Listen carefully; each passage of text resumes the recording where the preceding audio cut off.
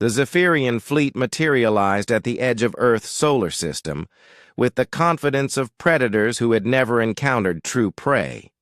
Their crystalline ships, each the size of a small moon, hummed with energy that could reduce planets to cosmic dust. Admiral Kethvar stood on the bridge of the flagship Eternal Dominion, his four arms crossed in satisfaction as he reviewed the intelligence reports. "Primitive species," he muttered, his translator converting his clicks and whistles into standard galactic. "Chemical propulsion, basic energy shields, kinetic weapons. They call themselves humans." The Zephyrians had conquered 47 star systems without breaking stride. Each species had fallen within cycles, their defenses crumbling before the superior technology of the Galactic Empire's newest vassal. Race! Earth would be no different. "Begin the standard protocol," Kethvar commanded. "Disable their planetary defense grid, eliminate their orbital stations, then demand surrender. If they refuse, we proceed with orbital bombardment." The first wave of Zephyrian fighters swept toward Earth like a plague of metal locusts. Their quantum disruptors locked onto Earth's defense satellites, preparing to render humanity's protection utterly useless. The humans had arranged their satellites in a peculiar pattern, almost artistic in its symmetry. How quaint. What the Zephyrians didn't know was that those satellites weren't just defensive platforms, they were sensors. And they had been watching. Deep. Beneath the Rocky Mountains, in a facility that officially didn't exist, General Sarah Chen felt the subtle vibration that meant the world had just changed forever. The quantum resonance detectors had picked up the alien energy signatures the moment the fleet entered the system. Now, as the aliens began their attack, ancient protocols buried in classified files were automatically triggering. "Dark Protocol initiated," announced the facility's AI in a voice that hadn't been heard in 3 decades. "Threat level, extinction. Authorization, automatic. All constraints removed." Chen's blood ran cold. She had hoped this day would never come. The Zephyrians' disruptors fired, expecting to see Earth's primitive satellites explode in brilliant fireballs. Instead, the energy beams struck adaptive shields that shouldn't have existed. Shields that absorbed the attack energy and fed it into something far more sinister. "Impossible," Kethvar hissed as his sensors registered the readings. "Their technology levels don't support—" His words were cut short as Earth's satellites began to move, not with chemical thrusters or ion drives, but with gravity manipulation. That bent space-time itself. The satellites reformed into a complex geometric pattern that hurt to look at directly, creating interference patterns in the fabric of reality. Dr. Elena Vasquez had been the lead scientist on Project Damocles 30. Years ago, before the politicians decided that humanity wasn't ready for such weapons. She had argued that they would need them someday, that the universe was vast and dark and full of things that would see humanity as nothing more than an obstacle. She had been overruled. The weapons had been built anyway, hidden, embedded into every piece of human space infrastructure as insurance against the day when being civilized would mean extinction.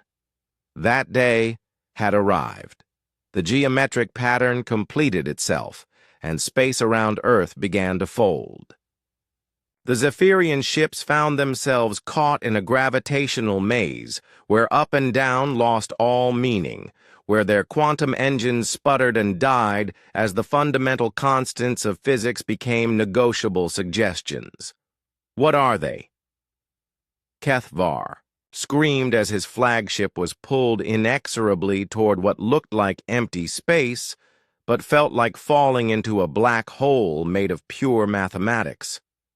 The answer came from Earth itself, broadcast on every frequency simultaneously.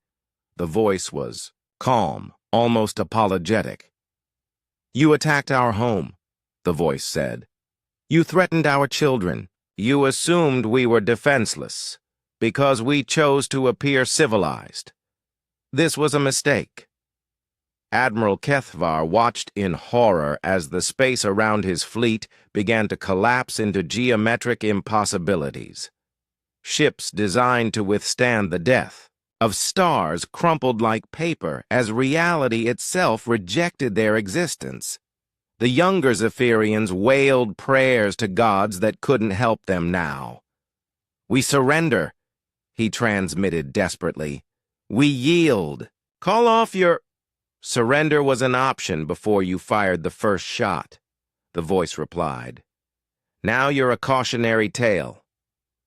One by one, the Zephyrian ships were compressed into points of impossible density before being ejected from normal spacetime entirely.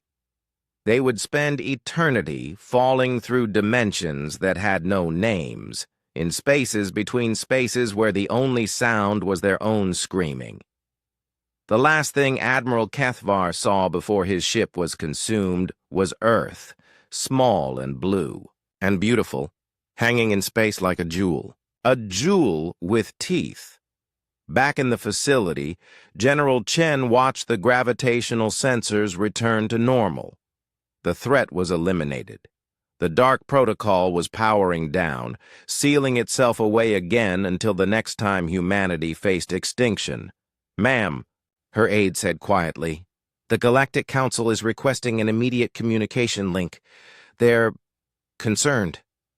Chen allowed herself a small smile.